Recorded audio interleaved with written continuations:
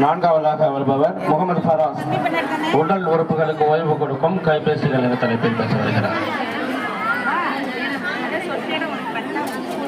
மதிப்புக்குரிய தலைமை ஆசிரியர் அவர்களுக்கும் அன்பான ஆசிரியர்களுக்கும் அருமையான தீர்ப்பு வழங்க காத்துக் கொண்டிருக்கும் நடுவர் அவர்களுக்கும் எனது உயிருக்கும் உயிரான மாணவ செல்வங்களுக்கும் எனது பணிவான வணக்கத்தை தெரிவித்துக் கொள்கிறேன்.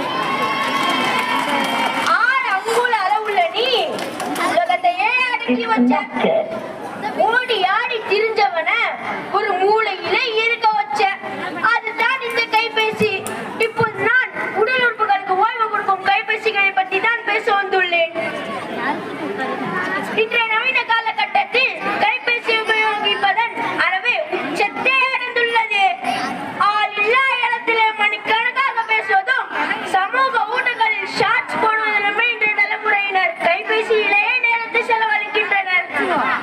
மாணவர் கையில் புத்தகம் இருப்பதை விட கைபேசி இருப்பதுதான் அதிகம். இதனால் வாசிப்பு பழக்கம் குறைந்து விடுகிறது. ஒரு வீட்டில் இருக்கும் குடும்ப உறுப்பினர்கள் ஒருவர் ஒருவர் பார்த்து பேசாமல் எல்லாம் வாட்ஸ்அப்பிலே பேசிக்கொள்ளும் நவீன காலம் தான் இது.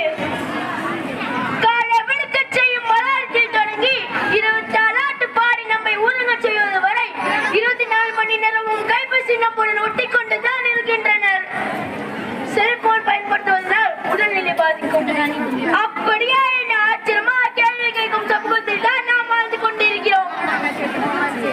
ஒர்க் ஃப்ரம் ஹோம் என்ற பெயரில் ஓடி ஆடி வேலை செய்த மனிதனை ஒரே இடத்திலே கட்டி போட்ட சக்தியும் செல்பேசிக்கே உள்ளனர்.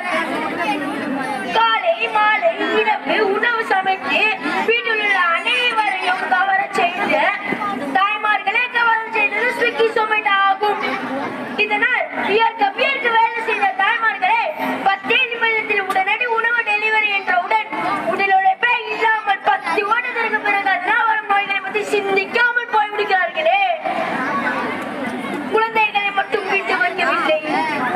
சூரிய வெளிச்சத்தில் மண்ணிலும் கல்லிலும் புல்லிலும் கரையிலும் புரண்டு விளையாடிய குழந்தைகளை செல்போன் வெளிச்சத்தில் கார்டசில் பப்ஜி ஃப்ரீ ஃபயர் என விளையாடி யாரையோ முட்ட வேண்டும் எண்ணத்தில் ஒரே இடத்திலே முட்டி போட்டு உட்கார வைக்கிறது இந்த கைபேசி.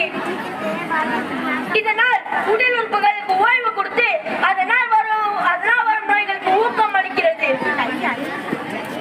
ஆகவே இப்படிப்பட்ட நமது உடல் செல்களை அளிக்கும் இந்த கைபேசியை தேவைக்கு ஏற்ப மட்டும் பயன்படுத்த வேண்டும். முன்பு ஒரு முறை படித்த கவிதை எனக்கு ஞாபகம் வருகிறது. வாசிக்கலாம் போ என்கிறது புத்தகம், சிக்கலாம் என்கிறது கைபேசி. ஆகவே கைபேசியிலேயே சிக்கி உடல் ஆரோக்கியத்தையும் வாழ்க்கையையும் தொலைத்து விடாமல் கவனமாக செயல்படுவோம் என கூறி எனது உரையை முடித்துக் கொள்கிறேன். நன்றி, வணக்கம்.